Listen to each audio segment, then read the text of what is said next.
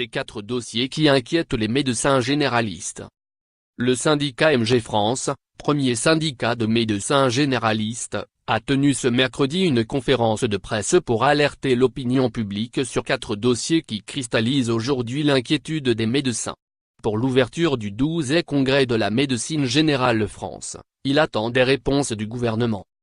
Concurrence des infirmières de pratique avancée. Pour lutter contre les déserts médicaux, le gouvernement Philippe a prévu entre autres mesures de développer le statut d'infirmière de pratique avancée, IPA, qui auront un diplôme Bac+5, au lieu de Bac+3, et des rémunérations spécifiques. Alors qu'un décret doit préciser le domaine d'intervention de ces infirmières les médecins redoutent d'être court-circuités. Donner aux IPA le droit de prescrire médicaments et examens complémentaires, ainsi que d'adresser directement les patients à des spécialistes de second recours reviendrait à un contournement organisé du médecin traitant et une déstructuration des parcours de soins, proteste le DR.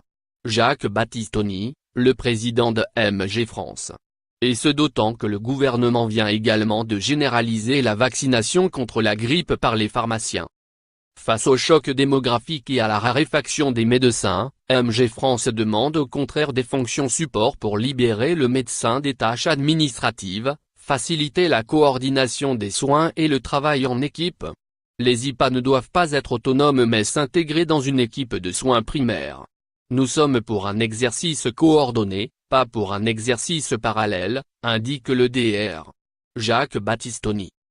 Baisse de la rémunération sur objectif de santé publique, ROSP, à côté de leur rémunération à l'acte, les médecins qui observent un certain nombre de critères de qualité médicale, prévention, suivi des pathologies chroniques, efficience des prescriptions, etc., reçoivent une rémunération forfaitaire annuelle, la ROSP, rémunération sur objectif de santé publique, versée en avril. Or cette année, les médecins craignent de la voir baisser.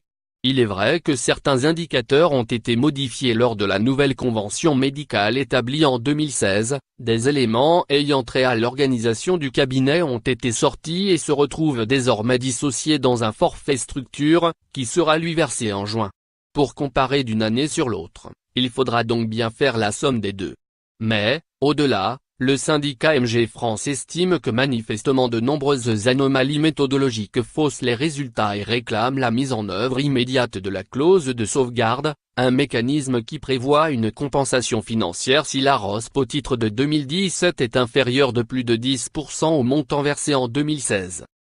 Crainte de retour du tiers payant généralisé, reporté sine-die à l'automne dernier. La généralisation du tiers payant a ressurgi mercredi 28 mars lors d'un comité de pilotage sur le sujet en présence d'Agnès Buzyn, la ministre de la Santé. Alors que le gouvernement Philippe envisage d'élargir la cible des publics bénéficiant aujourd'hui du tiers payant automatique, étudiants, personnes sortant de prison, soins réalisés dans les maisons ou centres de santé etc., les médecins refusent toujours un tiers payant qui les oblige à se faire rembourser à la fois par la sécurité sociale et par les complémentaires santé. Plusieurs syndicats de médecins affichent leur préférence pour un système de paiement différé par carte bancaire, qui permettrait aux patients d'être remboursés avant d'être débités. Tarif de la télémédecine, alors que le gouvernement a décidé dans la loi de financement de la sécurité sociale, LFSS, 2018 de libéraliser la télémédecine, les négociations sont engagées depuis janvier entre l'assurance maladie et les médecins pour en définir les contours et fixer les tarifs. Après d'ultimes séances de négociation, un accord pourrait être trouvé le 18 avril. Sur le fond, la télémédecine sera dans un premier temps circonscrite aux personnes âgées, aux patients en affection longue durée, ALD, et aux zones sous-dotées, soit un potentiel de 1,5 million de consultations comparé aux 350 millions de consultations annuelles. Sur les tarifs, les médecins restent pour l'heure sur leur faim. Pour la téléexpertise, ils demandent le même tarif pour le médecin requérant un avis que pour le médecin requis. Quant au coût de l'installation nécessaire à la téléconsultation, matériel plus liaison Internet sécurisée, ils réclament un forfait d'environ 1 000 € annuels contre 350 € proposés par la CNAON.